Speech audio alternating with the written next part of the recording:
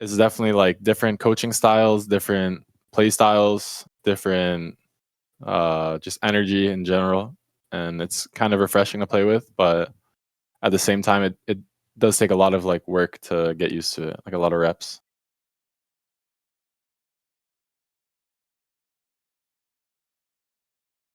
Hey guys, this is Pedro back with another interview, this time covering VCT Americas Stage 1 in Media Day, of course.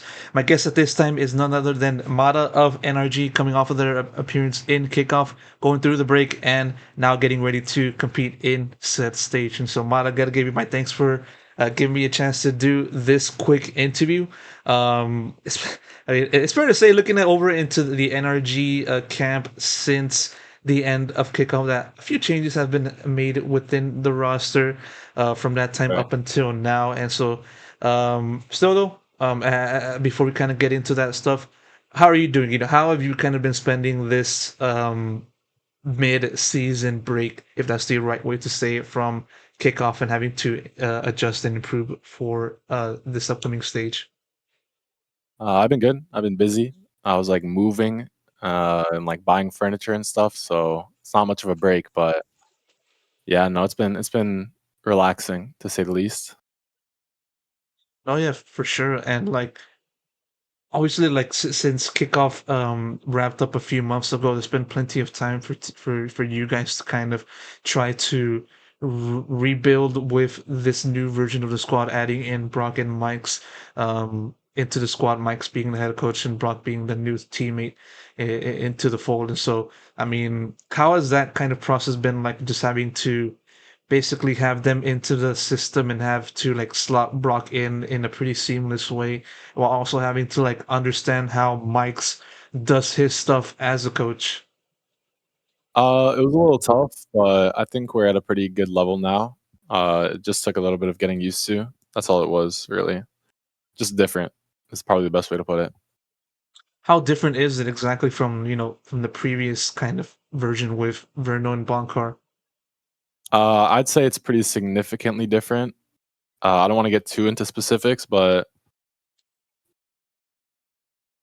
it's definitely like different coaching styles, different play styles, different just energy in general, and it's kind of refreshing to play with. But at the same time, it does take a lot of like work to get used to it, like a lot of reps. Hmm. Yeah, obviously that kind of stuff has been kind of been reported a little bit in terms of just the rationale behind why you guys were bringing in by or brought in Brock and Mike's and having to move on from Bruno and Blancard. But yeah, like it's still like pretty crazy. I don't know if that's the right way to say it, but crazy to consider how you guys or where you guys at right now, considering like at the start of the year, you guys were coming into this as like one of the most promising teams in VCT Americas.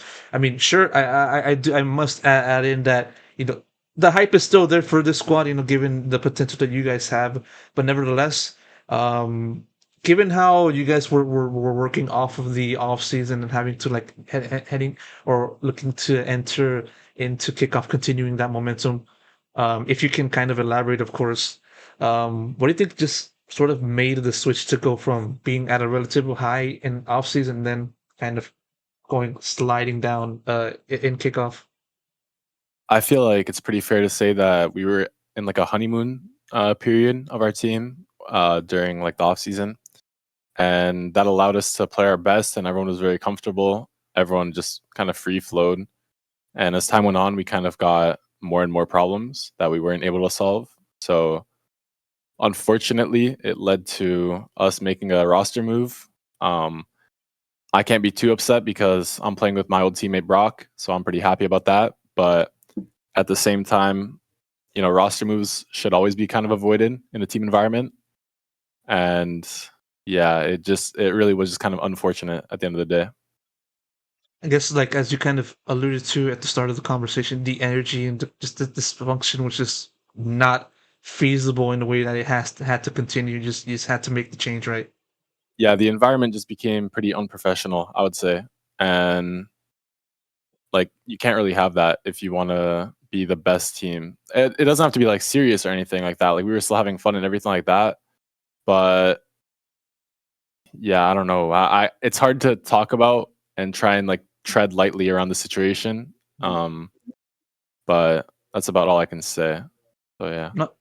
Not definitely understandable in that sense. And like, I had a chance to talk to your teammate Sam before this conversation at the time of the recording, and he mentioned about how you were the one that vouched for brawk. You know, given that you had that past synergy in your past team in the past.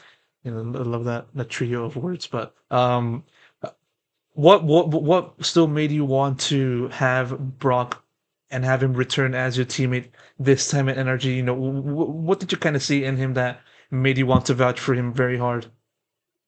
I think Brock is just a very consistent player and consistent person in and outside the game. You kind of always know what you're going to get from him every day. His energy is good. He works hard. He always has his mindset on improving. And I think like that's the most important thing because 99% of being a pro player is practicing. And when your practice becomes bad and it becomes kind of like useless, then it's very nice to have someone that kind of has that focus in them. Not to like discredit anything about uh Verno or Bonkar, but I just think that Brock's level is kind of like up there. Mhm. Mhm.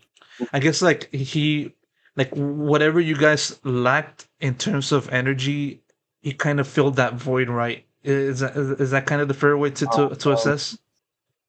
I think Brock's more neutral Mm. than kind of like it's not as if he has to balance anything out. It's just like we already have good energy as a four, and when we needed a fifth player, I think Brock's a very just reliable person. Like I said, you know what you're gonna get from him every day, and I think that's the most important part. Is that every day doesn't feel like it could be a bad day, could be a good day. You just know what you're gonna get. So yeah. No, of course, and I want to pivot over very quickly onto another topic because I do understand we're very low on time, and the voices in my head are telling me to wrap up. You know, in gradual speaking, still like, um, obviously changes were made to the game is particularly affecting your role. You know, with the inclusion of Waylay, I just want to ask you just sort of what are your thoughts on the agent and how you know what and whether or not she has the potential to be seen in the VCT Americas stage, particularly by your hand.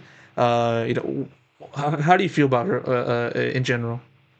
I think it definitely has a very high skill ceiling, and you're gonna see players like Jogamo, for example, who just kind of have this weird read for the game. Not in a bad way, just much different than other players. You'll see that they'll just cook some crazy stuff up some rounds, and it's gonna be pretty annoying to play against for sure. Um, but I think you kind of have to play around the agent a lot more than other duelists like Jet or Raze are much more self sufficient. Whereas Waylay, you kind of have to set up a lot of things around the agent itself. So it has its pros and cons. You know, it depends on. It's not about the agent. It's more so about who's playing it. I think at the end of the day. And with that said, you know, you guys now looking to right the wrongs from kickoff and perform well in stage one. And at the end of the day, should you guys were able to make that turnaround sufficiently, you guys would be able to qualify for Masters Toronto. And I say Toronto because obviously you're Canadian, and I gotta give you like the always question about that. You know, do you feel like as we're now focusing on to this competition, qualifying for that in stage one, do you feel like there's extra motivation for you to qualify, or Yeah. Motivation for sure. I thought you were gonna say pressure, but nah, well, motivation. it Absolutely. There's motivation. yeah, because like motivation and pressure kind of goes hand in hand because like for starters, like this is a North American team and also you're Canadian. I assume that you want to go back home for to compete, in the Masters. Yeah, it'll be a blessing if I get to play in Toronto, play in front of my family.